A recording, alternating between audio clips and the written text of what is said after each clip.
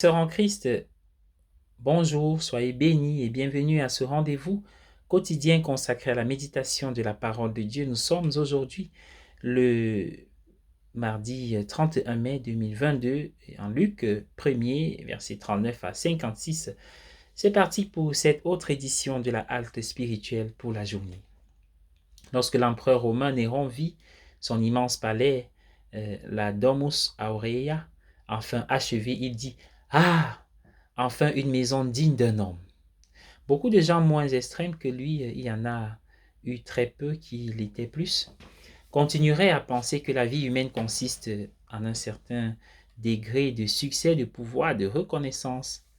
Selon tous les critères de l'époque, Marie était à peine humaine. Non seulement elle était une femme dans un monde dirigé par les hommes, mais elle n'était pas mariée, bien que fiancée. Elle était jeune dans un monde qui valorisait l'âge. Elle était pauvre dans un monde qui considérait la pauvreté comme une malédiction de Dieu. Elle était une paysanne éloignée des centres de pouvoir. Pourtant, la liturgie l'appelle le plus grand honneur de notre race. Soit dit en passant, la personne qui a composé cette phrase a-t-elle oublié Jésus à ce moment-là?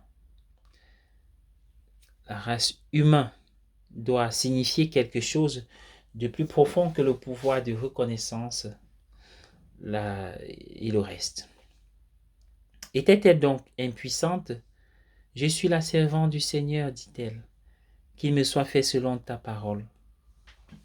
Cela la confirme-t-il dans son identité de femme sans pouvoir, passive et dépendante? Si oui, alors cela confirme toutes les femmes dans cette identité. Mais plus encore, cela confirme tous les disciples, tous les chrétiens. Car Marie est considérée comme la disciple parfaite, le modèle de tous les disciples, hommes et femmes. En traversant la région montagneuse pour rendre visite à sa cousine âgée, elle ne portait pas un enfant pour son mari comme le faisaient les autres femmes. Elle jouait le rôle d'un prophète. L'Esprit Saint viendra sur toi et la puissance du Très-Haut te couvrira sous son ombre. Comme plus tard l'Esprit couvrira de son ombre Jésus lors de la transfiguration et le groupe des disciples dans la chambre haute. En elle, Dieu fait une chose nouvelle. Elle n'est pas un modèle de conventionnalité et de conformité sociale. Marie s'inscrit dans la lignée des femmes vaillantes de l'Ancien Testament, comme le montre clairement son Magnificat. En elle, le paradoxe spirituel du pouvoir et de l'impuissance est évident.